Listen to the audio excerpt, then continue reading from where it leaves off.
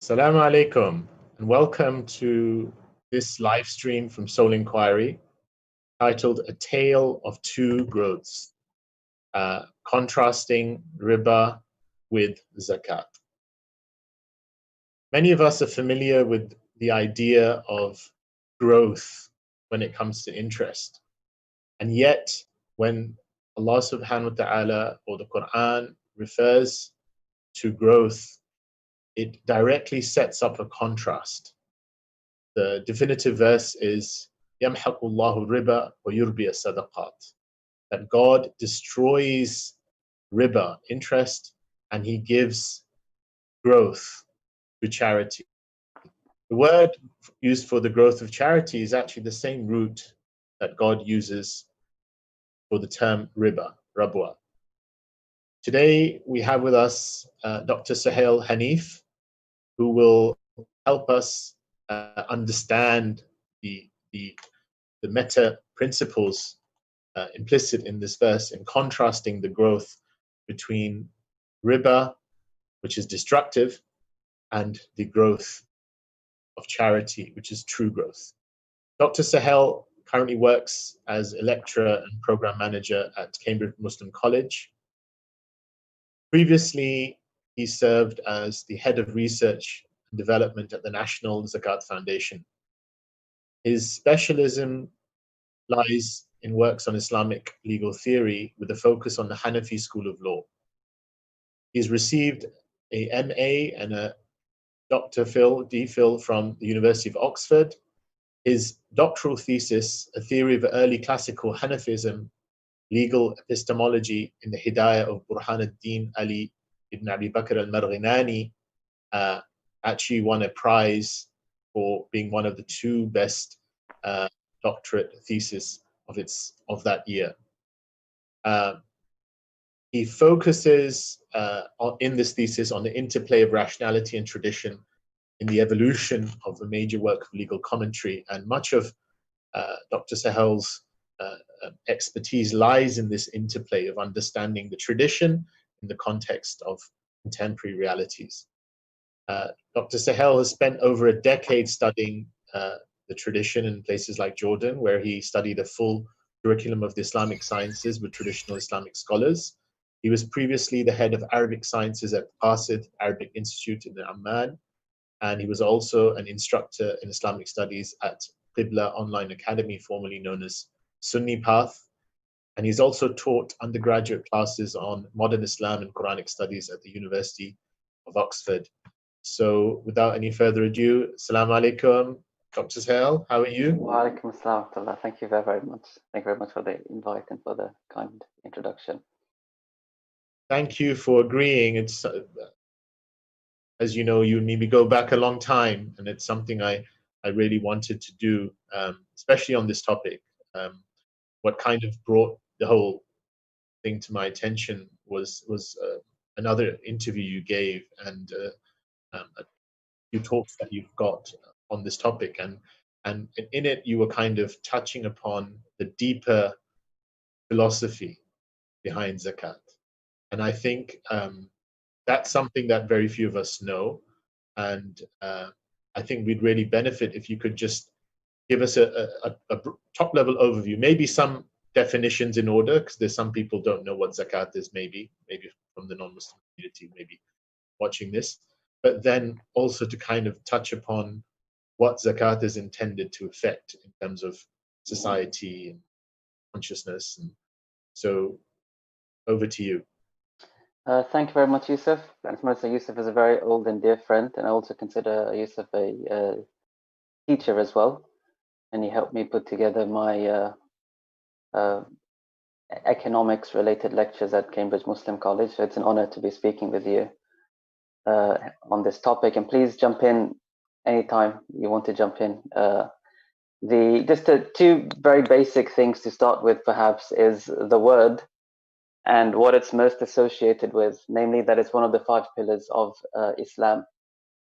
In terms of the word, and we'll come back, because the word riba, which is the word for interest, and the word for zakat, both mean growth in Arabic, and hence I think the title of our meeting today. And the Quran does contrast them as two different forms of growth that someone might pursue.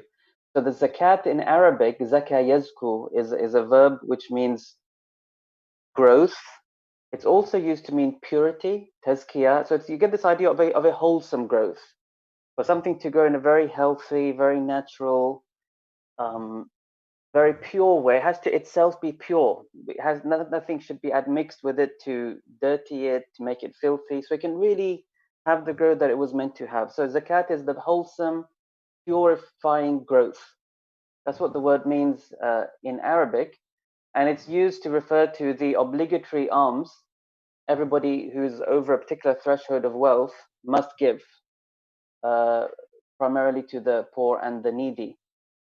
In terms of why this alms giving is called purifying growth, partly the scholars say because it purifies you. You know, you yourself need to be purified, and of the most emphasized acts of purification within the Holy Quran is caring for the needy, and that was from the earliest revelations of the Holy Quran.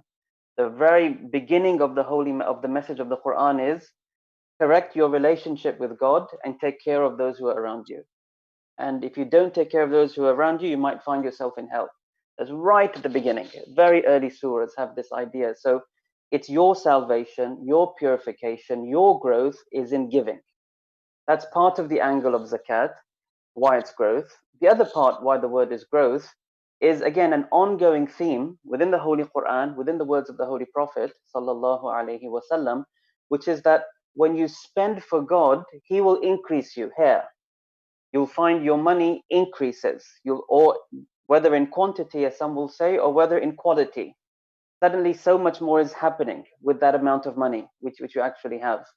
And in fact, quantity is what a lot of the promises are about as well, of reward, of the protection. Early Muslims had this very clear understanding that if you make sure that your wealth is pure, your prayers are going to be answered. So just the very blessing that money is meant to be helping you achieve in this life will only increase by giving the money out. So therefore, the quality, the power of the money you have grows. And with this idea, God will look after you. So there's a growth here, and you are growing. That's just two insights into the word. I don't know if you want to jump into anything and we talk about the 5 pillars. Nope. So far, I think good. Alhamdulillah, I've passed the approval tester. So coming to the 5 pillars. So the 5 pillars, there's a famous hadith of the Holy Prophet sallallahu alaihi wasallam that Islam, the religion of Islam, the faith of Islam, is built on 5 things. So these are called the 5 pillars, the 5 most important acts every Muslim has to learn, teach their children, and people have to ensure are happening. And I want to very briefly show why I think these really are at the heart of an Islamic vision for the individual, but maybe our interest today is for the world. If you look at these 5 pillars, it's testifying that there's no God but God and Muhammad is the messenger of Allah sallallahu alaihi wasallam. There's the praying 5 times a day. There's fasting once a year in the month of Ramadan. There's giving your zakat once a year if you're above a threshold of wealth. And there's performing the Hajj to Mecca once in your lifetime. It's quite clear why these 5 are pillars in an individual's life. Because if a person really is washing and praying 5 times a day, again, you can see almost prayer stands out really amongst all of these. If you're washing and praying 5 times a day, it's very hard for you to forget who you are in this world and how you relate to everything around you and how everything is directed towards God, Jalla Jalaluhu. And so you can see, and then fasting once a year, everyone will tell you, yeah, that's the time when everyone recharges their batteries. They take stock on where they're going. They make resolutions they might or might not keep. But just this energy of trying to fix yourself comes in Ramadan in the most palpable way. The journey to Hajj, you do it once in your lifetime if you can afford it and you're physically able. Again, if you read Hajj journals, it's a very grueling event, but for very many people, it really is transformative. Your physical traveling, leaving your home to the very beginnings of Islam, and through that to the very ancient rites of the prophets from before, our father Ibrahim alayhi salatu wasalam. And then obviously the first one, the testification of faith, that is the best thing a man is ever able to say. There's no God but Allah, Muhammad is the messenger of Allah. And so these four, you can kind of see very easily, they really are upholding you as a Muslim to make sure that you don't forget who you are, what your life's about. Zakat, sometimes out of the five, I feel people see less why it speaks to them. Because on paper, it looks like a very small amount of giving, like 2.5%. Doesn't seem like, wow, I really felt good about that. Sometimes it feels so little. And people might think, well, I'm doing other stuff. I'm paying for the mosque. I'm supporting some other project somewhere else. I'm paying for students. So what's this thing? So the self-purification of zakat, I feel, is less evident for many people. So maybe I'm hoping out of today, people will get a better idea of how zakat speaks to them. I can just jump into the other thing I wanted to say, which I always like to start with about zakat, is how these very same 5 pillars are not just upholding the individual, but they really do seem like a map of what it means to build healthy, profound social relations, a vision for being in the world together. If you look at it from that angle, the 5 pillars as pillars for a Muslim society, then you have your testification of faith. And what that means is this is what makes someone part of this community, which the other 4 pillars are going to be supporting. And so what we're told with regards to this is whoever utters this word, you are not to doubt them, you are not to question them, you're not to have any inquisition about them. And once they've uttered the word, you can now wed your daughters to them if they're men, or they can wed your sons. You can pray behind them in your ritual prayer. If they slaughter meat, you can eat it. If they die, you must make sure that you bury them in a very particular way. So there's a number of duties on both parties. And if they're poor, you have to give them zakat. That's what we're going to come to right now, how zakat fits into this idea. So the testification is simply the key to entering this social group. And it's a low threshold, meaning you don't have to prove much. Just say the word and you're in. And we're not allowed to exclude anyone who says the word. So the word is a very powerful entryway. Then the prayer is, in my mind, probably the most powerful of Islam's social institutions, because wherever Muslims go, once they feel somewhat settled, they're not just, there for a day or two, the first thing they will always build, historically, and you'll see it today as well, is the mosque. That's the first thing the Prophet built, sallallahu alaihi wasallam, in Medina, was the mosque. The mosque is not just a place for prayer, but it's the central social hub almost of a Muslim society, especially in the past when there's no cinemas, no restaurants, no gladiators. What's happening in the center of town? You have a market, you have your governors, and you have your mosque. It's the absolute public space that no one's allowed to claim ownership of. Just like the shahada and the testification, no one can claim ownership of that, who's in or out. The testification has its own force, its own logic that it forces upon people, that these people are in whether you like it or not. Same with the prayer. The mosque has its own logic, which is these people are welcome whether you like it or not. It's no one's property. And whoever claims this is my property, it is not a mosque. And so it's a very powerful statement that this is God's space in this land, in this town.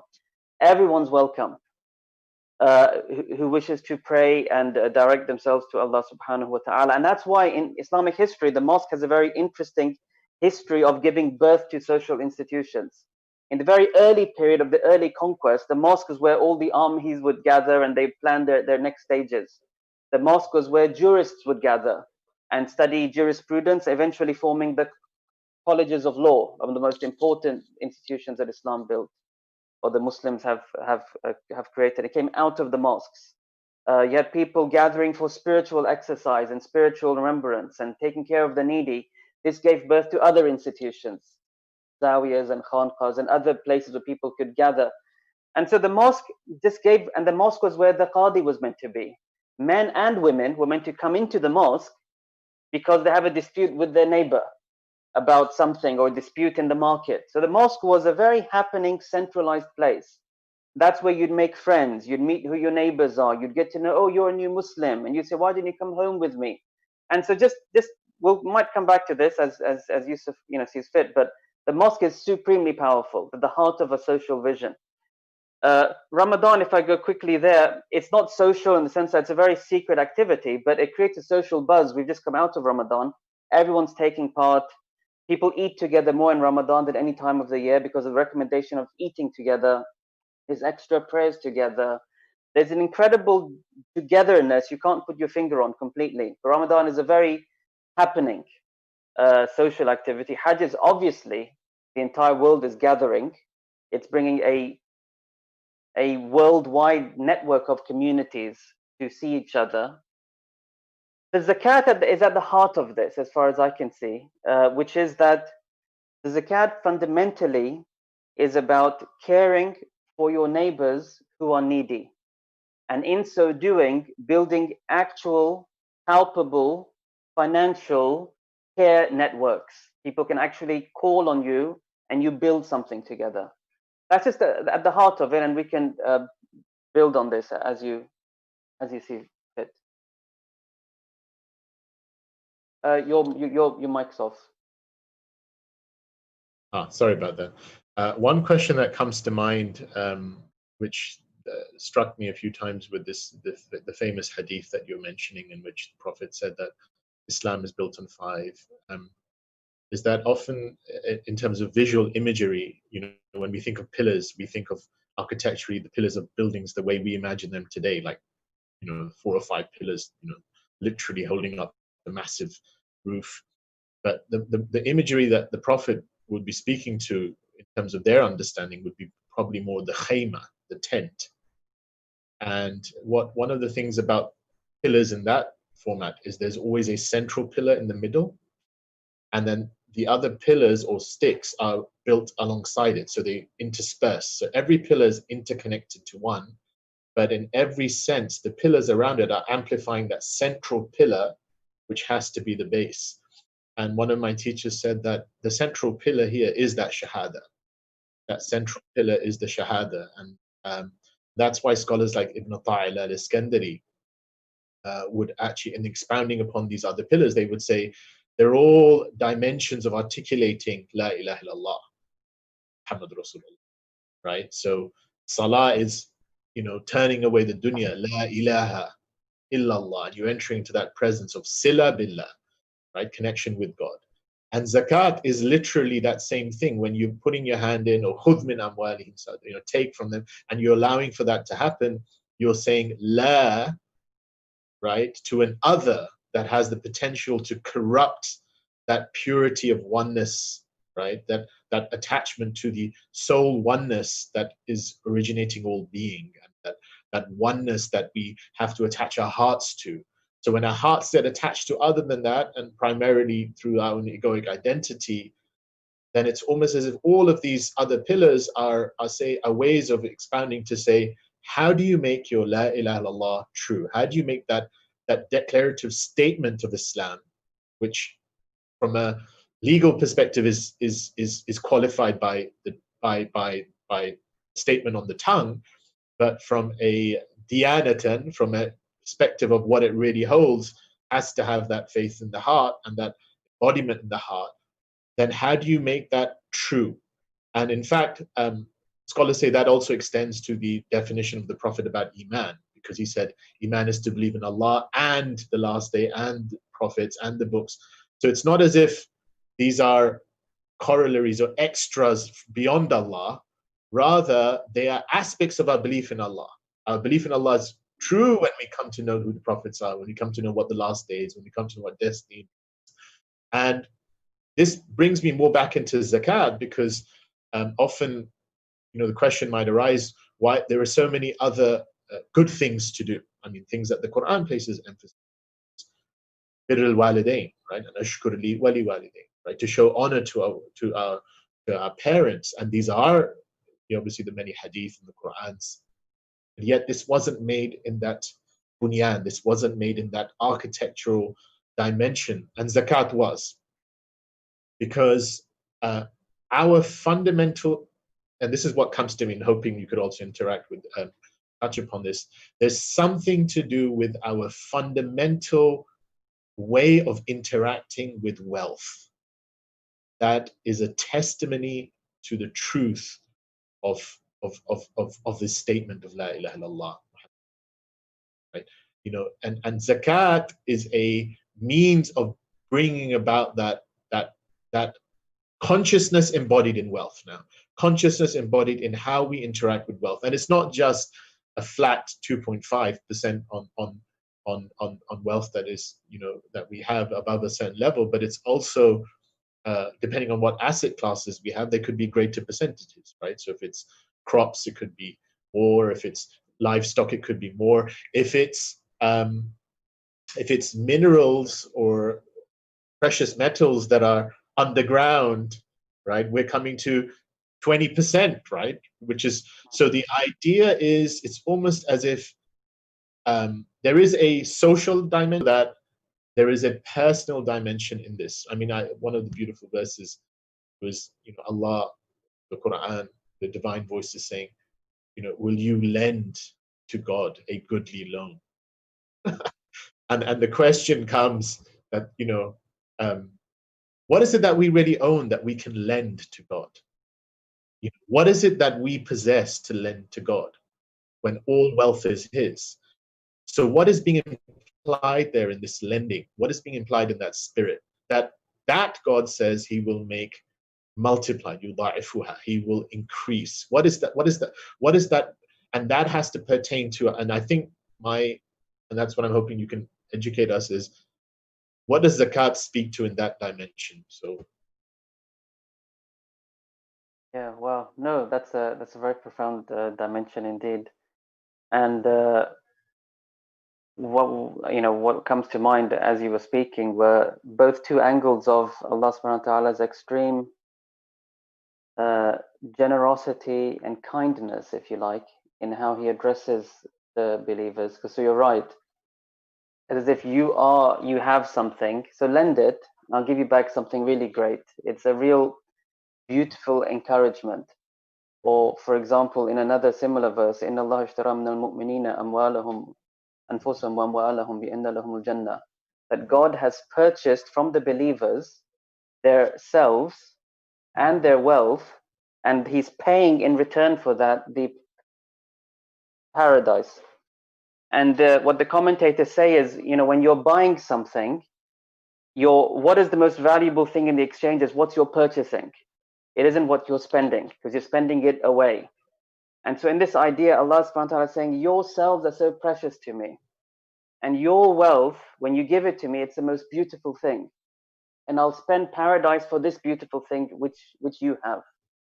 And it's part of this very beautiful address of incredible encouragement and honor for the people who have believed in Allah and His messengers. And at the end of it, that verse is فَاسْتَبْشِرُوا, be like so overjoyed, be like the happiest people on the earth, بِبَيْعِكُمُ الَّذِي بَايَعْتُمْ بِهِ وَذَلِكَ هُوَ الْفَوْزُ الْعَظِيمُ.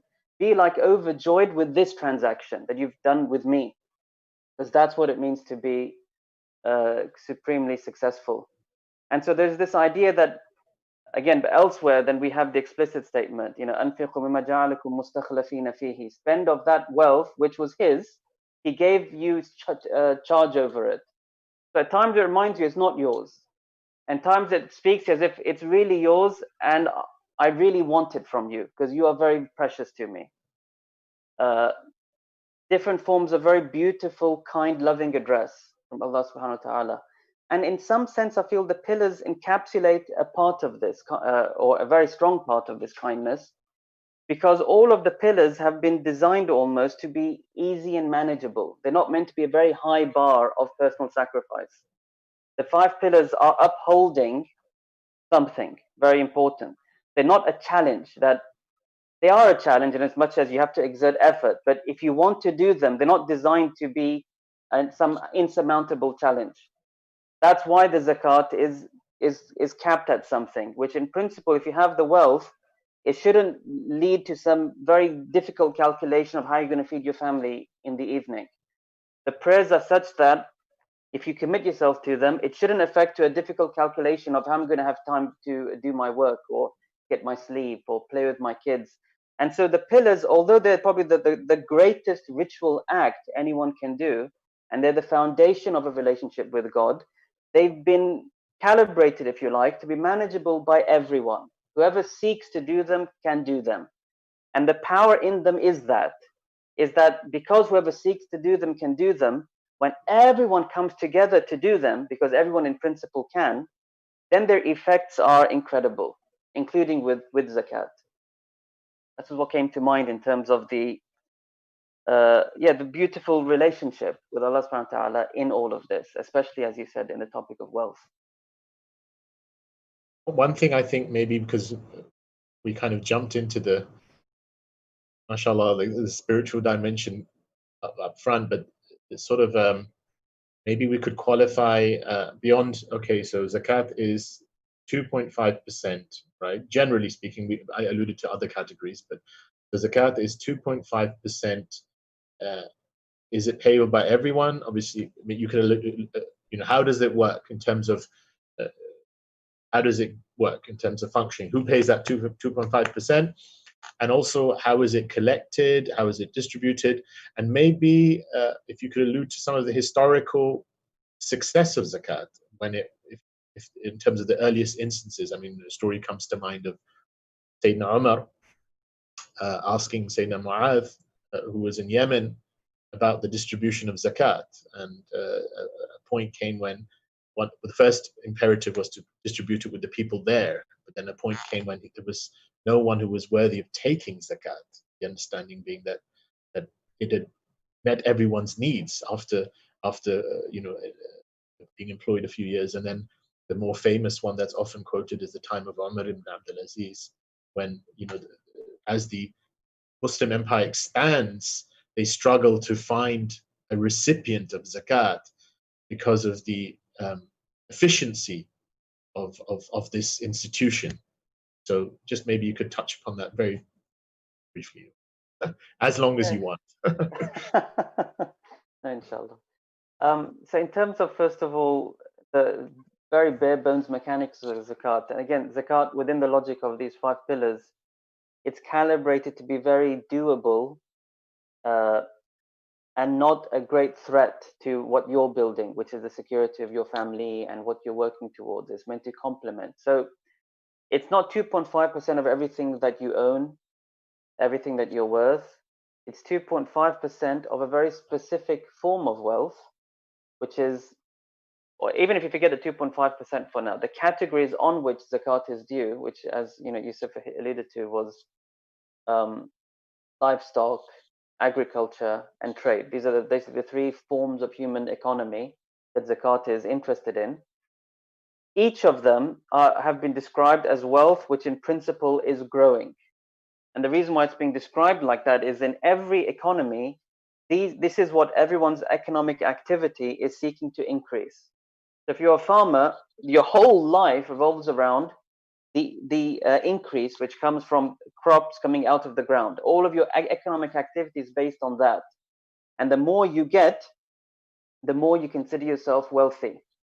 But because this is something coming out of the ground, it's not something you kept in your pocket. It came out of the ground. The zakat is saying, well, it's already growing. You didn't have it before. Just give a little bit of it to the needy, and you can keep the rest for yourself. The logic of zakat is it's on things which are already growing. It's like a haircut or a nail cut. Yeah, it's already coming out. Just take a little bit out, and it's growing anyway. It's not taking out of your body. It's not out of your flesh. That as the years go by, your flesh becomes withered. There's zakat saying, no, leave your flesh alone. But what's coming out of you, just snip it off a little bit at a time. That's the logic of the zakat on livestock. Because in an animal herding economy, all of your wealth is just feeding your animals, letting them have babies, and the more heads of cattle, the more heads of camels you have, the richer you are. And the zakat is saying, good, you're doing that anyway, and you're getting babies every single year. Just give one of them to the needy. And same with the trade economy, which we're all part of, which is originally on gold and silver and trade goods, which i.e. money, which is what you're actually, increasing and calculating your wealth in, and items you've bought to liquidate. So it's a money and services and trade economy, which is what we are all a part of. So the idea here is, again, all of your activity, whether you're renting your services out as a teacher, which traditionally was a problematic trade because you shouldn't be charging people to teach them. That was a funny debate, actually. But whether you're renting out your services as a teacher, whether you are selling goods and services, selling goods in a shop, whatever it is that you're doing, your economic activity is to increase this measure of wealth, which we'll measure in terms of money now. And because your activity is seeking it to grow, just snip a little bit off. So this is the first, again, another angle that zakat is designed to be easy, because it's not a large amount and it's not on everything that you're worth. It's on the particular areas that people are trying to grow anyway in their various, economic activities. That's just a snippet on what it's on if you're above a particular threshold of wealth measured in the hadiths on gold or in terms of silver. And scholars have different ways that they'll make the equivalent calculation today. In terms of distribution and recipients, obviously this is the million-dollar question everyone is talking about now. What is the ideal way for us to give out the zakat? Why are we talking about it now? It appears to me, and I've not done, maybe you can also jump in, is that in the early period, as you alluded to, in the early period, zakat really was a catalyst, or really was driving the engine of this early Islamic civilization. So any tribe that came into Islam were told immediately, you have to make sure that you're giving the zakat, and zakat collectors are going to come to you. And that was the most basic idea, that joining us means we will take money and we will give it to your needy. We won't take money and take it home. We'll take money and we'll give it to your needy, but you have to give it. If you don't give it, then you're not really one of us just yet. It was a very strong, impetus and emphasis on the zakat. And the stories you alluded to are obviously, are very commonly upheld as the sign that this thing really works. And the story in Yemen that you mentioned is one of the interesting features of zakat, which was, maybe we can talk about more, which is the fact that everyone agrees it should be spent locally. The disagreement only is, are you sinful for taking it outside of your locality, or is it okay in particular conditions? But no one felt it's like a fair game. Give zakat outside of the world or give it here. Everyone felt you really should be giving it here. One of the Salaf,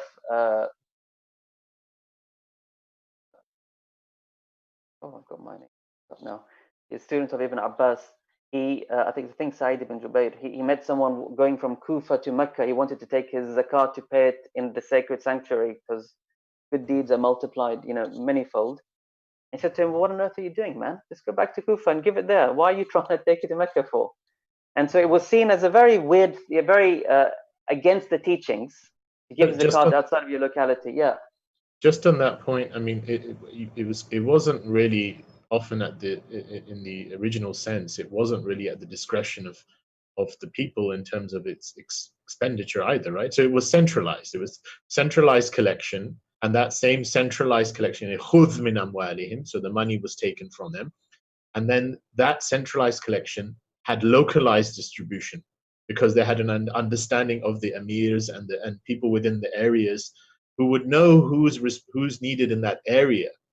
And so the emphasis was localized distribution, with the authorities or having the power in exceptional circumstances. So there could be a famine or a flood or something that would allow for that to be taken and meet that need. But otherwise, the original situation is to meet that local need first. And so the analogy would be that your wealth beyond a certain percentage that is basically being kept as savings beyond a certain percentage already belongs to the poor and needy and other categories of people in your vicinity, right? Who would have a requirement for that money. So by the definition, your wealth has been locally embodied, and it's already tying you in ties of networks and of responsibility to the people around you. So you are connected through zakat. And I think the problem becomes when there isn't a governing authority, right? I mean, this is why the big conundrum becomes zakat and the absence of leadership. That how does that affect things? So am I right? Something to that one point. Yeah, I'm completely with you. But this relationship of zakat with political authority, which definitely was the original practice, Yeah. it became subject to a very complicated relationship, because very, very early on, there was a sort of mistrust with the people on top, and jurists had to account for that. But first of all, just to say, the time of the Prophet ﷺ and Abu Bakr and Umar radiallahu anhum, as far as I understand, all of zakat was centralized. Meaning all forms of wealth, you have people going around and their salary comes from zakat to calculate wealth and take money. From the time of Sayyidina Uthman radiallahu anhu, the jurists typically take it back to that point. There was a distinction between what they call public wealth and private wealth. The public wealth was still centralized, which was the livestock, the animals, on your land, and the agriculture. The private wealth was what we're talking about today, more your trade and services economy. This was considered private wealth, and what they decided very, very early on, therefore, was to let everyone take care of that themselves. As far as I can make it, I think there's two reasons for this. One is that the private economy was not a major economic engine for them in the early period. In fact, the hadiths of zakat on gold are not particularly strong as well. It seems that there's not a great emphasis of zakat on gold. Reason being, gold was not a major currency. Certainly in Mecca and in most of Arabia, they used to deal in silver, and they used to deal directly. A lot of them were the nomads, of the Arabian Peninsula, or people at the oases, like in Medina. And even with the Islamic expansion, the livestock and land, that was the basic engine which drove most of people's needs. And so the emphasis on the centralization of gold-silver trade was left to people, primarily, very, very early on. Secondarily, what appears to me is it seemed like a move to uphold what seems one of the most important principles of Islamic law, though it's not really articulated much, which is the privacy and the sanctity of people's private lives, which seems a lot of Islamic law is trying to make sure no one goes there. No one should be coming into your home to count your coins. Like they shouldn't be coming into your home to check, do you have haram things in your house? This the sanctity of the private space. And so there's a form of, I don't know how you want to frame it, but the 5 pillars do create a space away from the political authority. It's trying to tell political authority, if you want to govern us, you govern us by respecting these, and we already have your role laid out for you. And so there's a very powerful political dimension, why these pillars were a pattern for all of Islamic civilization, no matter who was on top. Because they have this logic of presenting public interest. And a public space which is religiously inspired, which the people on top will have to negotiate. But if they dare step aside from them, they'll find themselves against a brick wall, a social brick wall. Like it's a very tough, so that was a tough political logic. So for me, the privatization of the secret wealth seemed to have served this protection that later people shouldn't feel they can walk into your home and start counting your coins. That's one thing I would say. And the other thing, again, is very early on then, people, and the Umayyads and all sorts, people had a confusing discourse now. We don't, should we pray behind them, not pray behind them? They're doing this, they're killing people. The general mood of many of the Sahaba who saw those times was still to pray behind them and to take them as leaders. But it did create this sort of counter discourse where now more and more people are speaking about zakat as if you're giving it to the needy. And that's what you should be looking for. And so all I'll say is, yes, it originally started as a political institution. It remained as such.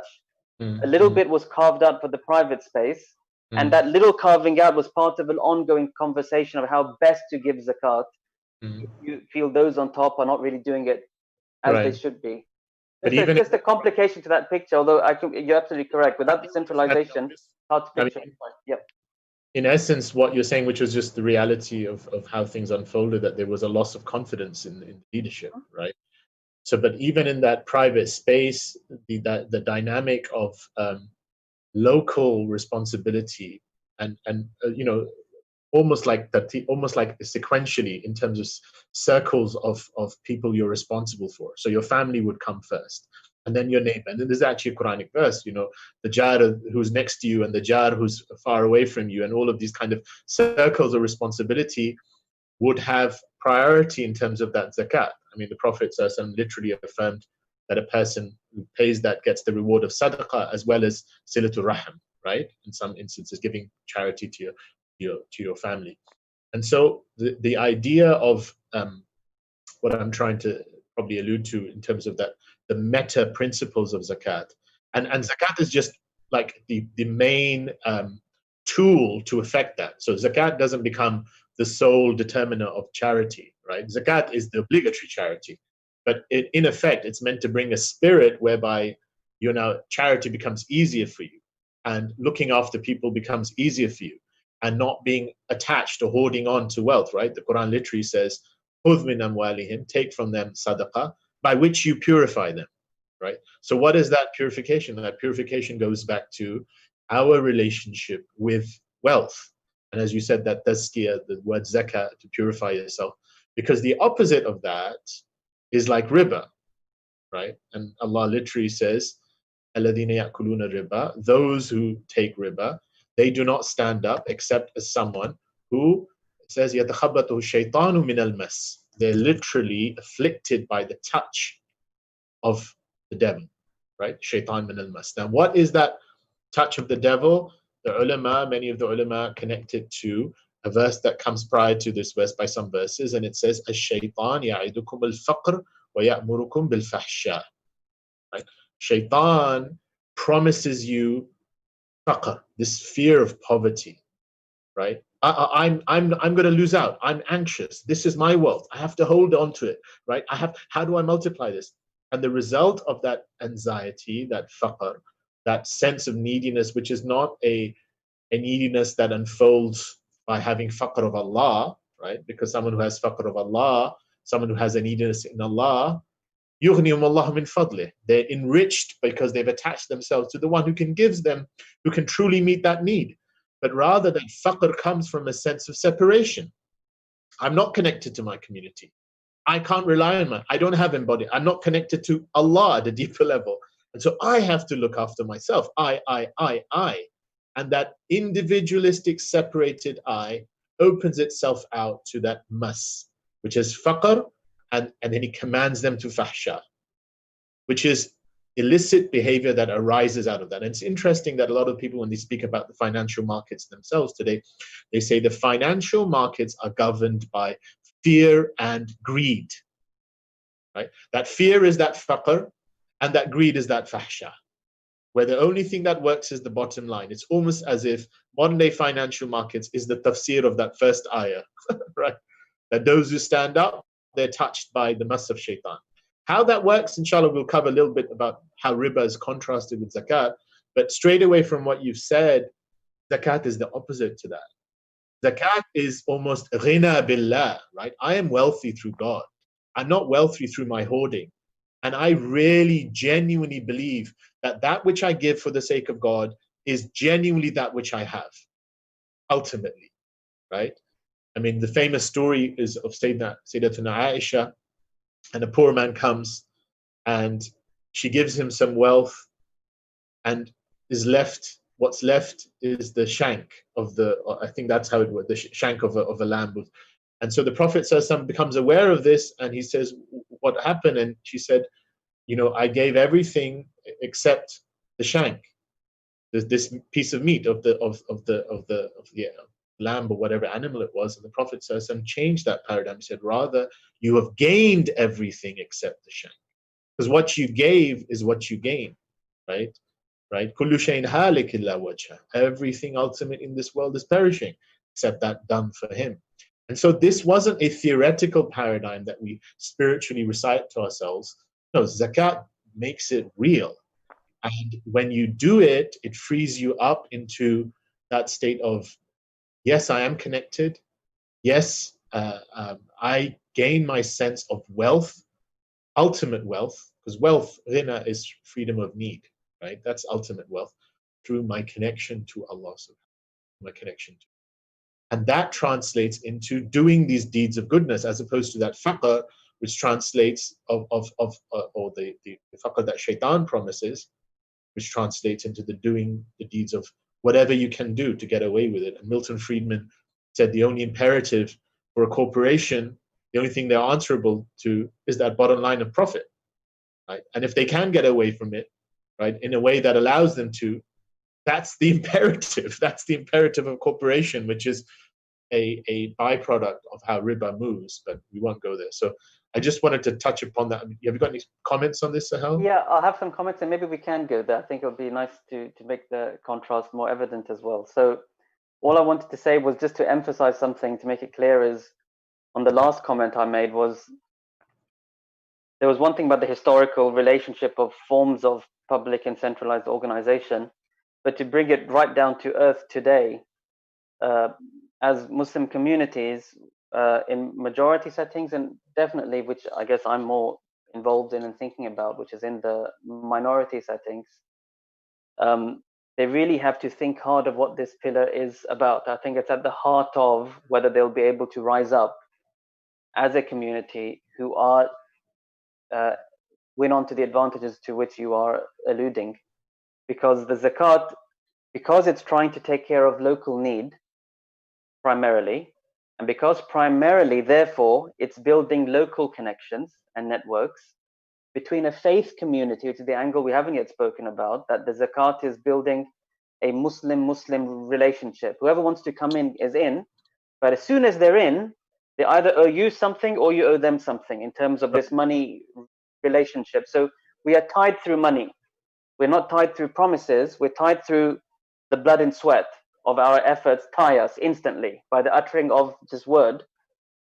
And we cannot underestimate how powerful of a message this is, especially if you're thinking about these minority settings right now, where, because ultimately, you know, the whole Islamic political view and certainly the political order, the pillars are trying to sustain, because they do negotiate the space between the public and the rulership, is one of, to use the classical language, I guess, it's the izz of the deen of Allah subhanahu wa ta'ala. It's people to say, wow, I'm so proud that I'm a Muslim. That's it. I'm so happy I came here. Wow, this house is so warm. I was outside in the cold. I'm so glad I came in. Maybe I'll tell my mates, you know, there's something quite good here if you want to, you know, come in and have a look. So the house of Islam rests on healthy, real, palpable relationships and networks which are localized, the coming together of people. And I can't envision this happening without efforts to centralize, at least on the local level, how the zakat is working. Because what happens nowadays is it's part of the atomization of modern human society, which I think we can come to now, I think. But the idea is, I work, I come home, I watch the telly, I go to sleep.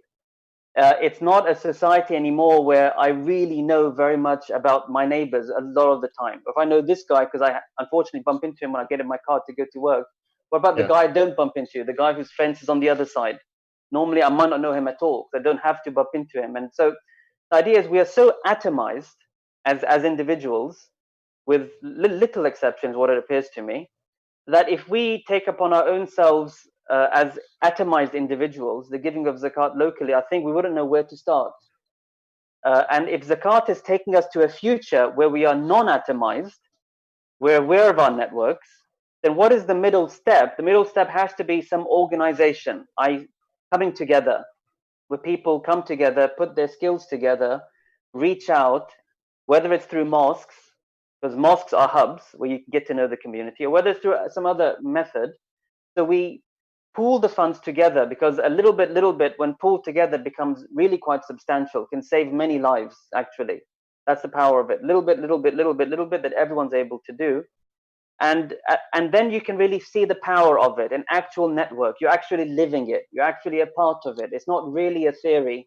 But I can't picture this happening, in my mind, without the spirit of where it started, which is what you alluded to, which was the centralization of all of that. Whether it's on the very local level, or whether some people are trying on national levels. Right. Because, you know, nowadays we don't think of, you know, in England, London and Birmingham, we make fun of them in some way, they make fun of us in some way. But I don't think many Muslims think, oh, I'm going to do zakat only London, not Birmingham. You know, we think of ourselves still as part of one nation. It's part of our imagination of space and identity. So both have a very good logic on the national level, or whether on the actual local level, which is what the classical fiqh really cared about, because London and Birmingham are two very separate entities, if you like, as far as the classical fiqh describes locality. But just to say that, yeah, 100%, I can't picture anything forwards in terms of this basic purpose of zakat. We're not yet going about what we might call subsidiary purposes of zakat, which is serving specific needs of the faith the community has. But let's just think on the very basic level of serving the needs of the needy and the benefits of that. So I'm fully supportive of what you're alluding at now and in the last comment. But that's where maybe I think it is a nice time to jump in to talk about, if zakat is about building these networks, building communities of being, and ultimately the sheer sense of I'm so happy to be here in this network, then maybe you can talk about this other growth now, which is doing its effort to split every network. Yes. Remove the resistance. If the pillars are a form of protected space, it's removing all of that. It's not, well, it's already done it. It's already moved the resistance, and we're living in the aftermath of that. And that's, I mean, when you speak about the atomization of the community, Riba is the primary driver to that. And that is because money is the common conduit by which all of our social networks are built. So every sphere, be it education, you alluded slightly to education, to healthcare, to anything from like things that we wouldn't think, right, are affected by the logic of, or the destructive logic of interest, which is a primary driver, because it literally is the opposite to what zakat is doing.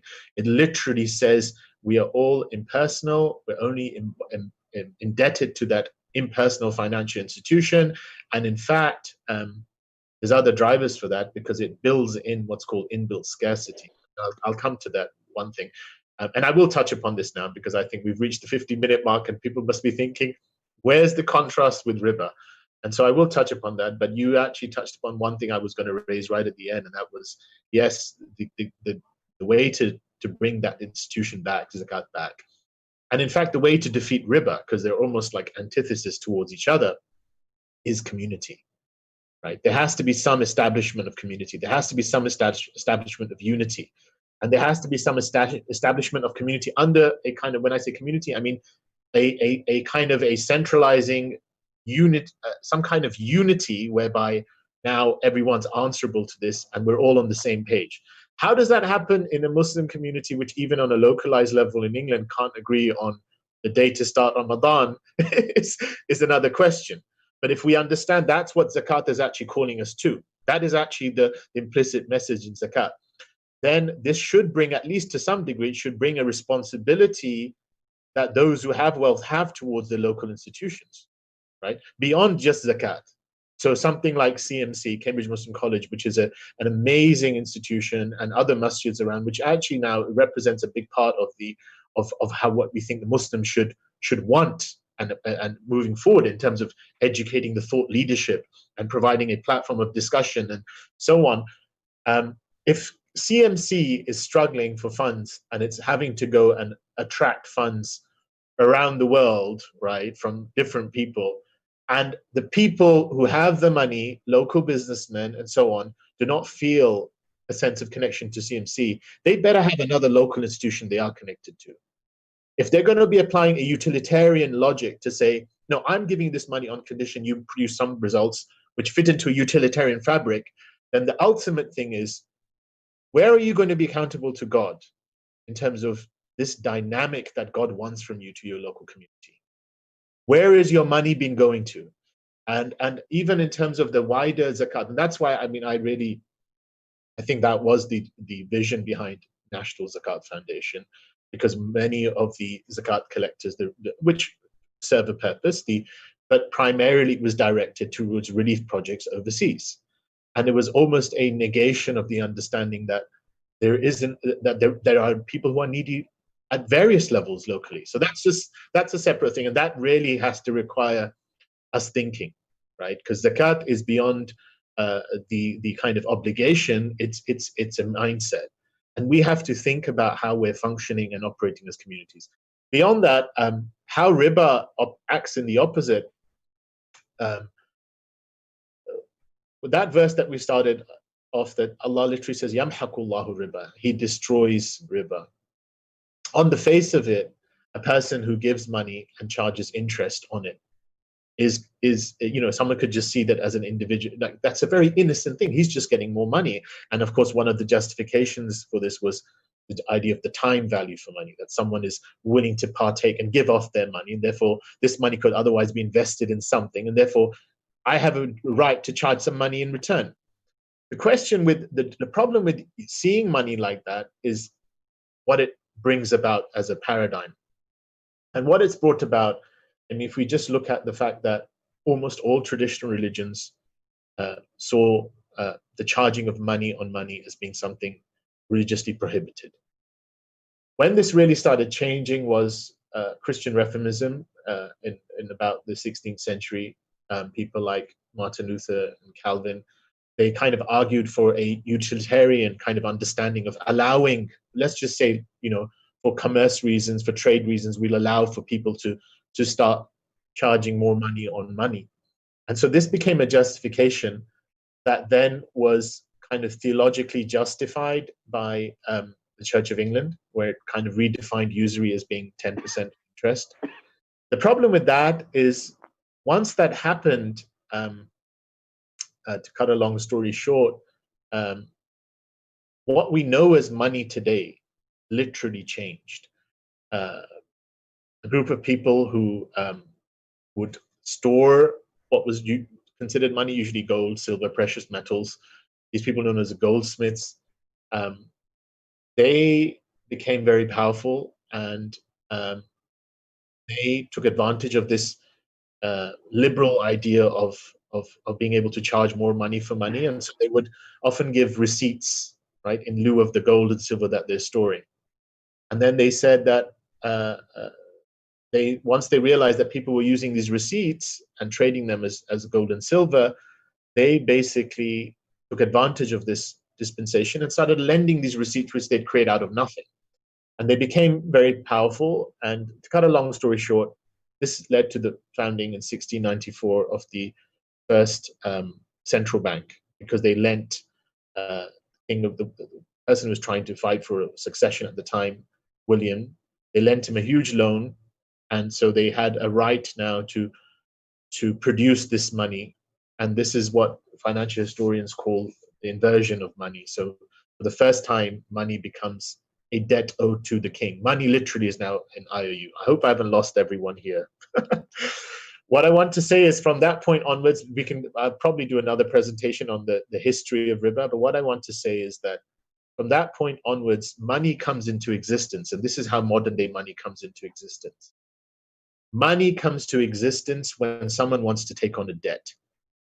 Most of money comes into existence through what is known as bank credit. We go to banks, and the banks literally type in what we consider money, and it comes into existence in light of someone willing to pay back more. In other words, there is never enough money in the economy at one point. If everyone was to settle their debts, the whole economy would collapse. This more that has to be paid back introduces what's known as scarcity. Scarcity is the opposite to what you're saying. Scarcity is like there's never enough money for anyone, right? So I have to compete. Instead of being a collaborative framework, a compassionate framework, I'm brought into a framework where it's some people have to go down for some people to win. And so straight away, riba polarizes the economy between the haves and the have-nots. And usually the haves are the ones who possess most of the money to start off with. And so this polarization of wealth is a feature of riba. Whereas zakat, although we're not saying the system is everyone has to be completely the same, but zakat neutralizes this polarization and makes sure that the have-nots are never so far away, right? So that's one thing, this scarcity. Another thing is that this produces an accompanying, because the more money that comes into existence always will come with this accompanying interest debt. This sets a paradigm where we're constantly growing just to survive. Because if we don't grow, there's not enough money and the whole economy will collapse. And so this is what someone by the name of Edward Abbey called the logic of interest. So he basically said, growth for the sake of growth is the ideology of the cancer cell.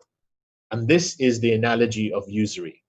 If I was to take your analogy of riba, of zakat, It's a holistic growth. You're allowing for growth to happen, but you might need to cut your hair sometimes. You might need to trim your nails, right? You might need to do yourself up. And you're growing ultimately in a way that's transcendent, right? The physicality, everything will perish. But what grows is your soul, right? In terms of that closeness to God, that luminosity. The growth of riba is a cannibalistic growth, because the more of this money that's coming to existence, the more it's now divorced from real economy, because there's so much of these digits now being produced that these digits have to find something in this economy that can be bought and sell. So it literally cannibalizes the economy. It literally necessitates that we have to cause deforestation. It literally necessitates that we have to deplete the fishes. It literally necessitates that we commodify and commercialize this wealth. And more importantly, it goes back to that community dynamic. It necessitates that everything you and me do has to be for a price. That's why many of these traditions that you're talking about, such as teaching, which was, zakat went side by side with another remit, which was on the same spirit, which is awqaf, right? Us taking responsibility for ourselves and ensuring that our people are provided for. But this riba separates this. And so if I was to boil it down, I would say one is cancerous growth. Riba is cancerous growth that ultimately, while it's growing for the sake of growing, the cancer cell is the only thing that grows for the sake of growth. And our financial economy needs growth to survive. But just as the cancer cell ultimately cannibalizes its own host, it causes the death of the organism in which it survives, riba and our financial economy will ultimately destroy us all. It's already causing the environmental crisis, but we're just waiting for that day when this phantom economy will collapse. And then what's going to happen after that? So I think the take home from this is that these paradigms have to really be explored, and we have to enter into that consciousness of what the Quran is calling us to in zakat, right? Taking ownership for the people that Allah has brought around us, taking ownership for the institutions that are in our local vicinity, right?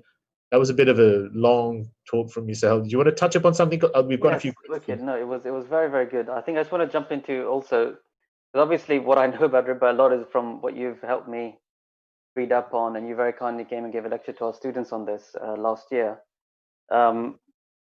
What I found so powerful and so interesting was that at the end of our conversations, I realized that it felt like we're in some kind of science fiction movie where, in the science fiction movies, the idea is that the machines have taken over. We built them for our advantage. Right. Now they've taken over, and now human life is at threat, and we're panicking, and we're trying to survive under the order of this mindless, humanless logic that we've created. And it seems that the modern economy and the modern corporation, which you also hinted at, is exactly such an idea. We've kind of created something which has its own mind, its own logic, and it's become our Lord. And there's nothing that we can conceive of, even how we relate to our children, even the forms of education we want to give them, even the kind of life we're preparing them for, except that they should feed the machine. All of us are just slaves to this mindless, humanless logic, and there's no way we can conceive of existence other than, oh my God, how do we keep feeding the machine? Because we don't think there is a life anymore outside of it. And so it's just interesting idea of absolute slavehood now to not a person anymore. There's no one per priest. If you were to remove them, then the thing goes. There's this God, there's the high priest of the God, which are your financial institutions, and we're everybody else trying to make sure we don't upset the high priests, because we know that our very breaths are tied to the life that they've gifted to us. It's like a very odd sort of science fiction, weird religion kind of thing going on, is what I realized after our conversations on this, in the past. And also, what I found most striking was, again, how hidden this discourse is from everyone. So when we talk about saving the environment, when we talk about saving trees, when we talk about everything with, saving the animals, always pitched as if we don't love the environment enough. If we loved it enough, we would take care of it. Right. I think it conveniently avoids this question that human beings, to survive, have to destroy the environment. because I wouldn't say that's what the survive. debt is forcing upon them. There's no food on your table unless you can monetize the trees. There's I wouldn't say human beings to survive. I would say the story that we've allowed. Because I think even now we could redesign money. And when people say money is the root of all evil, it's not money. It's the story we've allowed on money. We forget modern day money, especially bank credit, is not how money functioned before 1694. There was never an idea of money coming to existence as a debt-based IOU, and our fiqh books don't account for this, with more to be paid back in the form of riba. This is the institutionalization, and I know we haven't touched on how this happens, maybe another talk would require, of riba itself. This is an allusion to the Prophet saying that towards the end of the time, towards the end of times, we'll all be covered in the either, the ghubar of riba, effectively, the dust of riba. Those who don't deal with it will be covered in it, because it is literally like dust. It has co-opted all of our institutions. But then if we understand that, then we understand why Allah said, فَإِن لَمْ تَفْعَلُوا فَأْذَنُوا بِحَرْبٍ مِّنَ اللَّهِ وَرَسُولِهِ. Because usury or riba is literally that which has set up a paradigm, in the word of Thomas Hobbes, of war of all against all, in pursuit of allowing this system to go on. A system that requires perpetual growth of money for the economy to survive, whose ultimate beneficiaries, let's be real about this, is an increasingly receding elite, right? Global poverty is not being alleviated by this. The trickle-down theory never really works, right, in practice, empirically. When we look at most of the people, there is an increasingly receding elite. I think there was something about, you took 80 people or something and put them in a double-decker bus, they'll have more wealth than half of the world's population, right?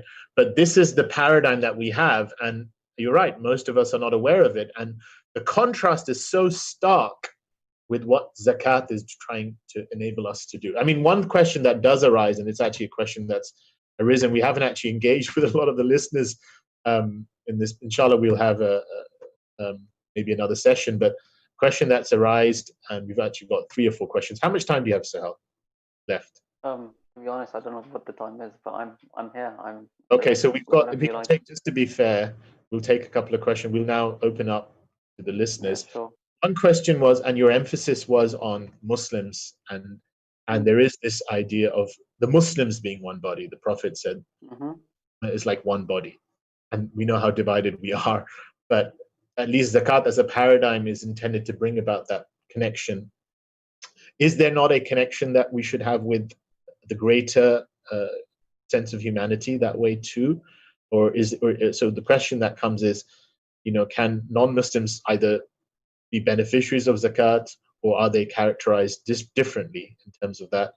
And so let's take that as the first question. Sure, I'll say what I have, and you also please jump in as well. Just to say again, what I was trying to stress from the beginning, that zakat isn't all of charity. It's not on all of wealth. It's a very particular kind of institution serving a particular function, with the understanding that function will be an engine for an incredible good that comes off the back of it. And so, yes, all the 5 pillars are pillars of the faith of Islam. And so they have a relationship to, as you alluded to, the strengthening, the supporting, and the flourishing, and letting the world benefit from a healthy expression of there really is no God but one. Not the banks and not everything else that we're talking to that have somehow shifted over and competed for that space. And that there is a proper way to live on the earth in honoring that one God. That's the meaning of the 2 articles of the testification of faith. So zakat is not all of charity. It's not all of Muslim charity. It's something at the heart of building a particular order, locally and on the level of faith. So yes, for me, one of those powerful insights to what zakat is the fact that it's a charity from Muslims to Muslims, because it's clearly building a faith network which is localized, and it's breaking other forms of solidarity. It's telling people you might be from one country and one country, but I'm sorry, because people naturally form solidarity groups. And in the modern world, you've alluded to less and less and less so, but they always form it. When our parents and grandparents came to the Western world, they were cut off from their families, but they formed networks of people who were from similar backgrounds, similar professions. And so you will always form solidarity groups. In the modern world, less so and less so. Zakat is just telling those groups, don't be ethnic, primarily, and don't be professional primarily. Be open and serve the cause of a faith, and let that faith rise through you, not just you and your advantages, because zakat is not about simply having more on the table. It's about what arises when a faith articulation of the oneness of God is what's building and bringing food to your table. It's about rising and on another scale, which you've alluded to. Off the back of that, the idea is, as you've alluded to, if you just do a very simple model, we're all atomized, we look after each other, we see that how Islam is bringing food to the table. Allah and His Messenger brought food on my table because we honored them and the teaching of Allah and His Messenger. When that arises, oh, we want to support our teachers. We want to support those who are teaching us this thing which has been a cause for good. When that arises, everything else comes into play in a much more powerful way. And so Islam is all about, like I said, from the earliest revelation, if you don't take care of the needy, you might find yourself in hell. That's when there was no zakat and there was no faith community. The faith community as community arises very slowly and in a very scattered way during the Meccan period, and finds its full force in the Medinan period. So all that urging to charity, which is a lot of the Holy Quran, is not charity tied to faith. It's charity tied to need and family. And family were idolaters who were also trying to kill them half the time or starve them. And so right at the early there's half of the Quranic message then. These people who are against you, even their relatives are needy, feed them. Do you not want to be saved from hell? Do you not want to be purified? So there's no sense that Quranic charity is a charity which is insular.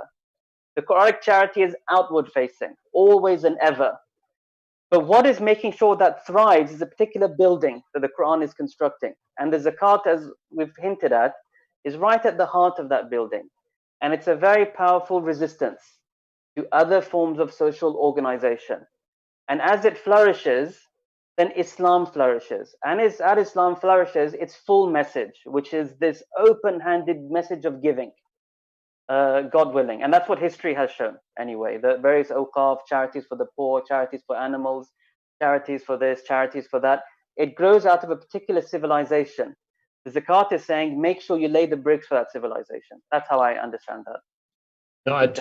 No, I mean, just to second your point, I mean, the way we see these pillars is that zakat as a central pillar to these 5 pillars literally allows as a kind of things to pivot around it within that same spirit, right? So zakat is that central pillar, but then zakat becomes around it now, provides that force for that spirit around it that filters into all forms of zakat, all forms of sadaqah, other forms of charity, or our connection to wealth in general. And that did live out historically. I mean, there was a Wall Street Journal article when it was touching upon when the 2008 financial crisis happened. It said, look, how do we deal with this? You know, what's the model? And they put forward the Ottoman economy. I mean, not many people know that pre-banking, before banking came about, the Ottomans was the economic superpower of the world. But how did its economy function? It literally was an endowed economy. Much of what was done was awqaf, endowment for everything, right down to cleaning of the streets, to cats and storks and drinking water. Even today, you go, this water fountain has been endowed by someone. Public utilities being endowed, and there weren't any distinctions there being made between Muslim and non-Muslim. This brought about a spirit of ownership, a spirit of, let's say, khulafa fil ard, that you are responsible, you are someone who has to live in this world in terms of taking care of those around you. So zakat as a formal institution was instituted for the Muslims, right, as an intra-Muslim, as a faith bound to support the people of faith of various types. But its ripples were meant to pass on to the entirety of creation, right? As the Prophet was, وَمَا أَرْسَلْنَاكَ إِلَّا رَحْمَةً لِلْعَالَمِينَ.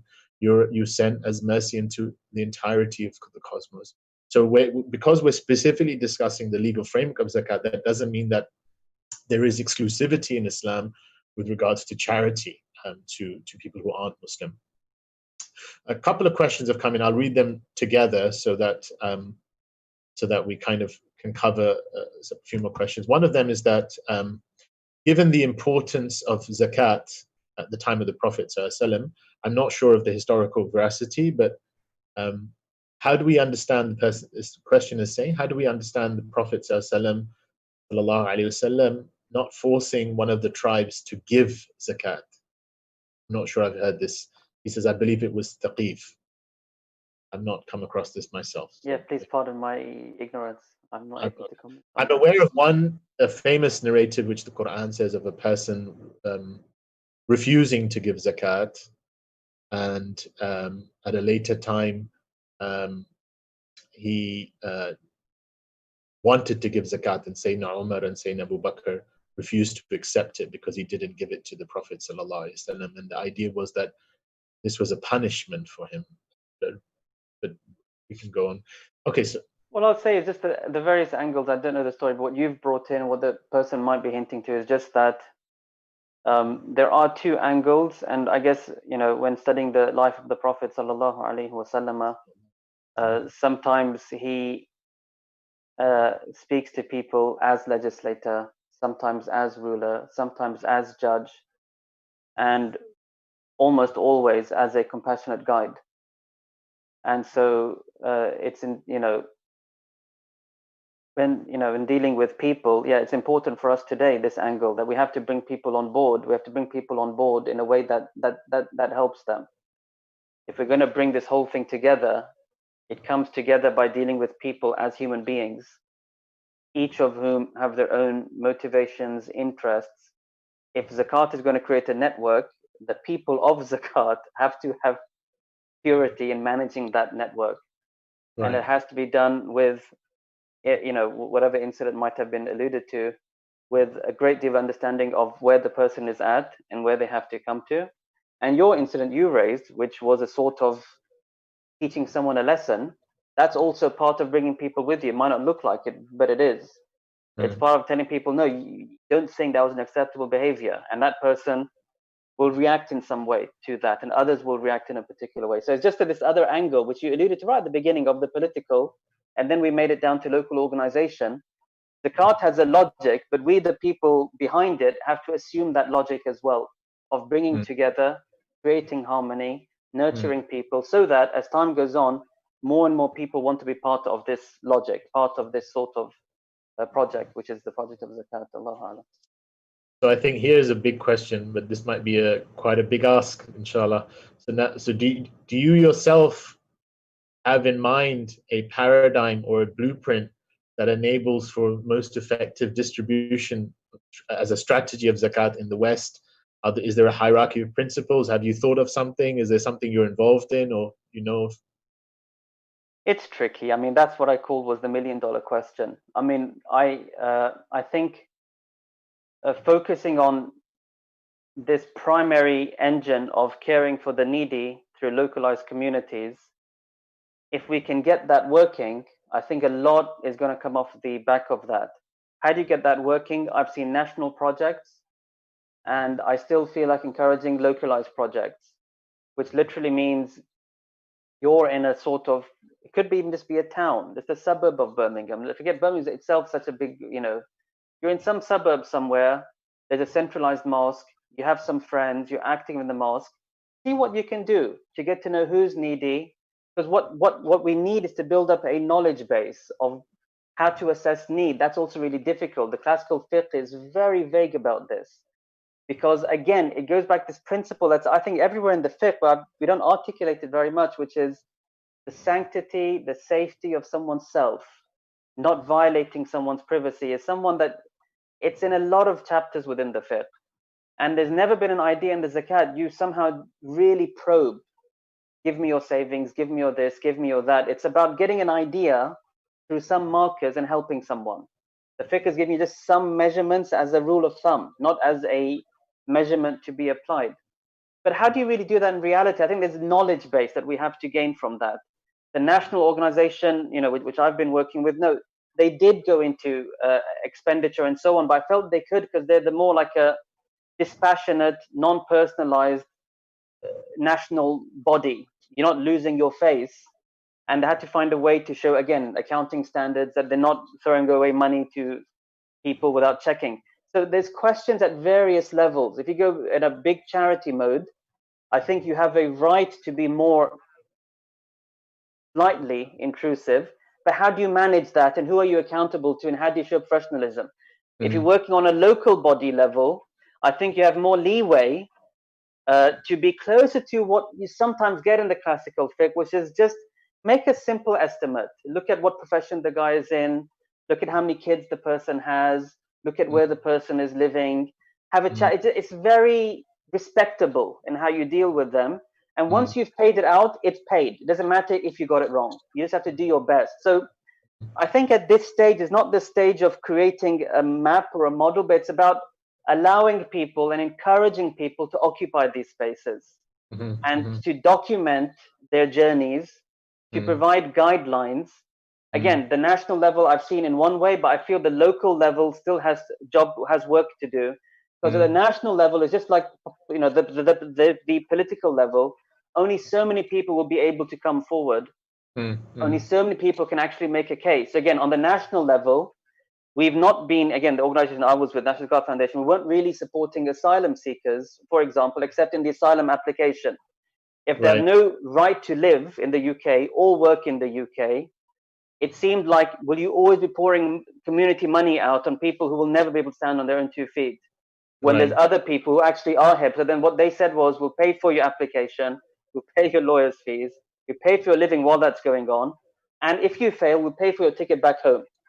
Maybe a little bit to get started. We're not going to desert you, but we can't maintain you like this. It's not useful for that's a very sensible logic. On a local level, there could be some other logic.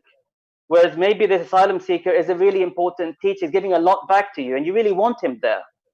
What I'm trying to say is, again, I'm not talking about breaking laws here. What I'm talking about is they're not easy calculations. The national level has a particular logic, and I feel the local level, which I want to support, which I've not seen very much, I think I'd like to encourage it, and I'd like those local networks to be speaking then. How could that processes and so on? Yes.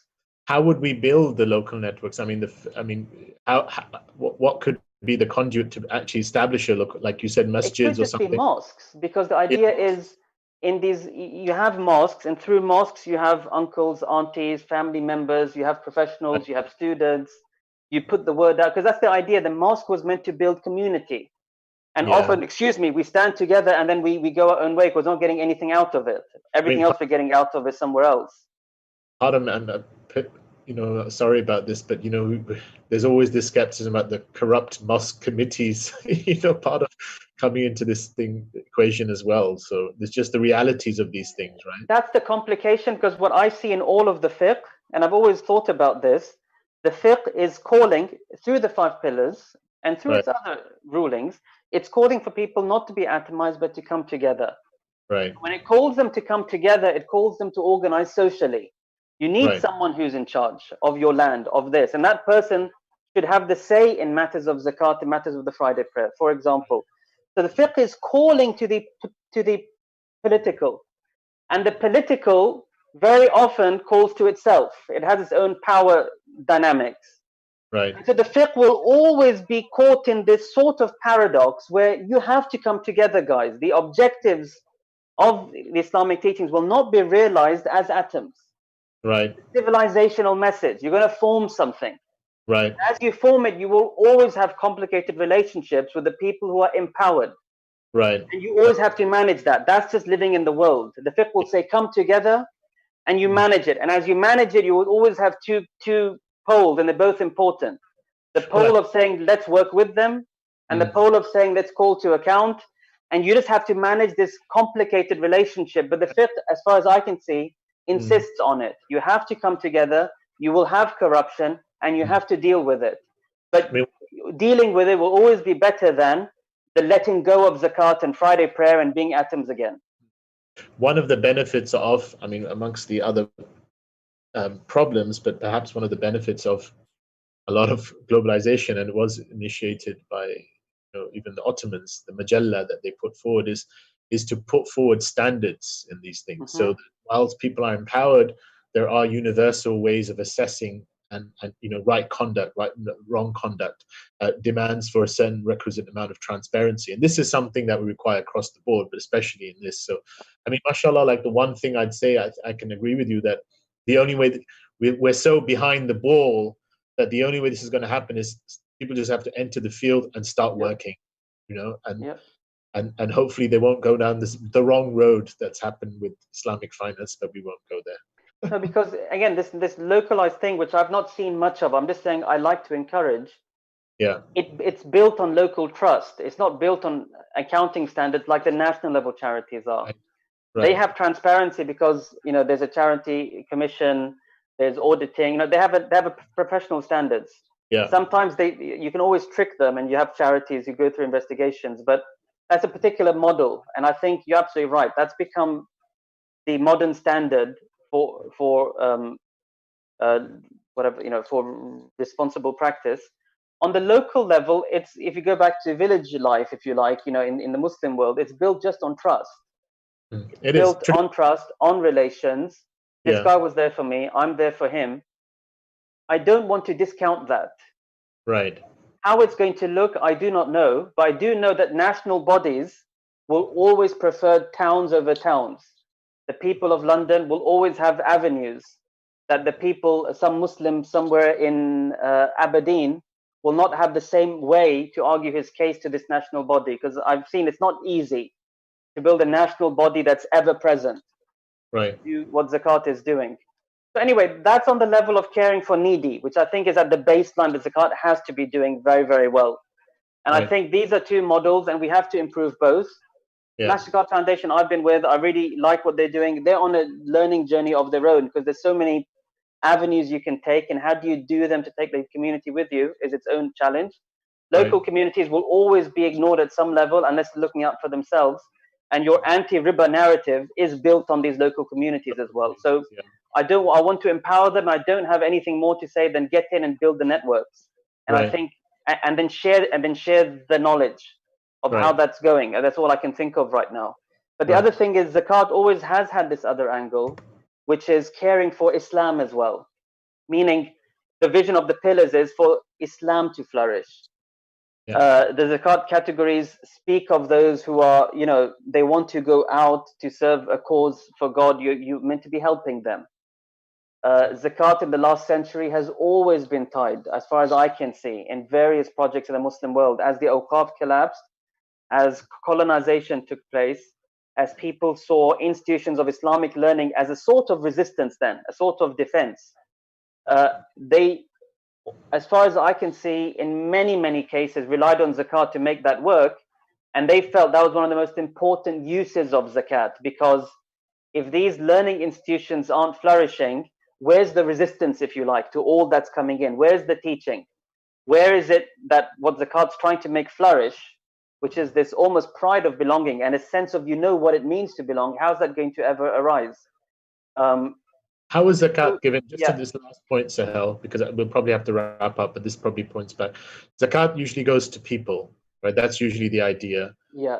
How would zakat go to a learning institution? How did they adapt? And you're right, colonization actually not only dismantled often the countries, but they targeted their actual institutions, because they knew that intellectual colonization was a big part of the actual physical colonization. So how did those ulama allow for that? And is that something that you yourself support now, being in a learning institution? And do you think that somewhere zakat should be going to? I mean, all I can say is I've been part of various, I don't know, fatwa meetings, and I've seen people argue over and discuss what they think are the big questions and the areas for investigation.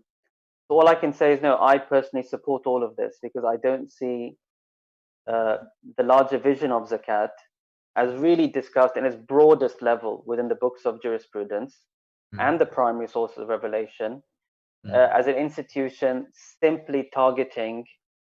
The goal was never understood as finding the most needy and helping them, because the Quran says there's different types of needy people.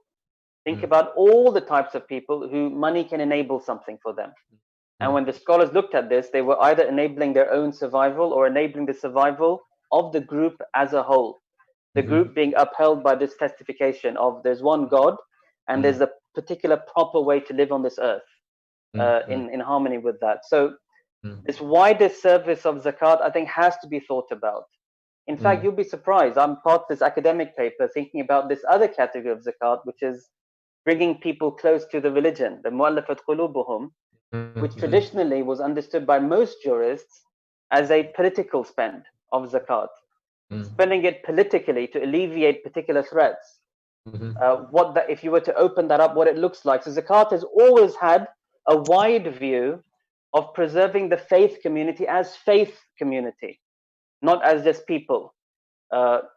In terms of how people have supported institutions, yeah, I've seen various fatwas of how people have done this in the subcontinent, how people have done this in very major institutions in Syria, how people are trying them here. It goes back to a variety of ways where the institution takes the zakat as representative of, typically it all ties back to the needy student. That's how most of these institutions that I've seen have done them. Some have argued otherwise, that the institution itself is serving one of these causes. And in some of the zakat categories, like this bringing hearts near, it's not about a needy recipient. It's not even about the recipient. It's just about a spend which has a particular advantage for the community. And there's a lot of debate there. We don't have to go there right now. But just to say, there are arguments about institutions as institutions, but the more popular thing that I've seen, and certainly what people find most comfort in, it's closest to the most wide readings on the rules of zakat, is it ties back to the student. The student has left behind work. Almost all cases, students are needy anyway. They actually can't afford fees and living and food and livelihood and everything else. The institution acts as a representative of the student. Student authorizes the institution to collect zakat on their behalf. As they collect it, it counts as the students having collected it. And the student says, please spend it as you see fit. They might spend it on the costs which the student is the recipient of. They might spend it on accommodation, on food, on pocket money, which the student is a recipient of. Others, like in Syria, some really famous ones follow what appears a very crude solution, but really would actually give the money to the student and then say, now the student to pay it back. Or they might find someone who's not even a student. They just say, here's the zakat. Can you give it to us so we can take care of the college now? So even the student goes out of the medium. So all I can say is there's a variety of methods I've seen, whether involving the hand of the student, the authorization of the student, or a non-student, or another way to think about the people in the institution. What I've seen across the board is the idea that you have to serve these institutions as part of the wider remit of what zakat is after. And there's a number of ways that this can be done in a way that's faithful to the rules of the classical fiqh. So that's all that I can say from what I've seen. And I support the need for this. And I think Muslims for the last 100 years at least have supported the need for this in very learned centers within the Muslim world, especially where the madrasa, the college, was a resistance against colonialism, against communism, against various things the Muslims have had to deal with, certainly within the last century.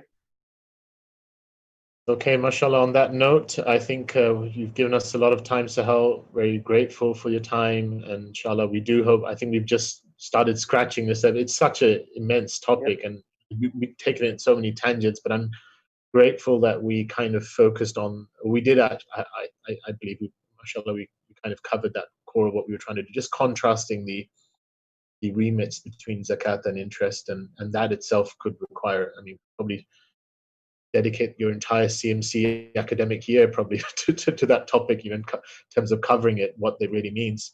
We had a couple of questions come towards the end about awqaf, but that kind of ties into the wider thing of the remit of zakat. I mean, what you touched upon, perhaps one of the needs to actually go down this road of how to use zakat funds for institutions is partly due to the fact that a lot of these institutions are not getting support they otherwise would.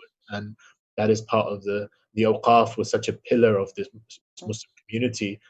And so this goes back to that point that I briefly touched upon, that and this wasn't part of the script, so I'm saying this of my own accord, is that if people who have wealth do not take a sense of ownership in local businessmen and local donors do not take a sense of ownership, you know, especially academic institutions that they think are part of that rebuttal, are part of that helping the Muslims being, you know, tackle and being finding a ground in the many myriad challenges we're facing in modernity, then that is part of the problem. And that's actually what zakat's hoping to bring about as a wider spirit. So even if it's not purely zakat, I mean, what we need to be providing, and just look at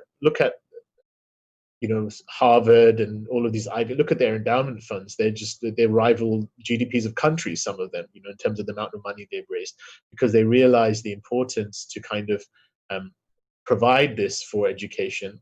And so we really need to be stepping up to this with our institutions. And I personally do feel very strongly about TMC, the institution that Sohail works for, and what the role it has to play, especially in England, but in the broader Muslim world in terms of, and so we really should be providing support to them and support to institutions like them that are part of raising a new generation of scholars and also local community leaders, and just enabling these institutions to better serve us as an ummah, right? So Jazakallah khair, Sohail, Thank you very much for that. I appreciate that. Inshallah ta'ala, we hope that inshallah we'll have you again sometime in the future, maybe covering some of this stuff in more detail, and maybe touching on some other things. سبحانك وبحمدك سبحان العظيم والعصر إن الإنسان لفي خسر إلا الذين آمنوا وعملوا الصالحات وتواصوا بالحق وتواصوا بالصبر. You want to say something, Sohail? We just anything you want to, final messages? I appreciate your final pitch and your final message. Yeah, I think it's a shame that some very good institutions have to take around the begging bowl, if you like, right, for doing, I think, a very important public service. And so I think we will have to think about the future, where we are, and think about our connection to Allah subhanahu wa ta'ala and His Messenger sallallahu alaihi wasallam, and what we're doing to make sure that as after we leave the world is in a better place and it's in a stronger footing. And I think a lot of what we do with our wealth speaks about that, zakat and non-zakat. That's all to say on that. And no, thank you very much. It was a real honor and pleasure to be with you, and love to be back as well. I think the contrast is so powerful. And I think just to make it really clear, debt has a logic that breaks, charity has a logic that makes. Allah subhanahu wa ta'ala says in Surah Rum, وَمَا آتَيْتُم مِّن رِبًا لِيَرْبُوَ فِي أَمْوَالِ النَّاسِ فَلَا يَرْبُو عِنْدَ اللَّهِ. Whatever riba you give, so that it can have riba, which is growth, in the wealth of people, it has no riba with Allah, it has no growth with Allah.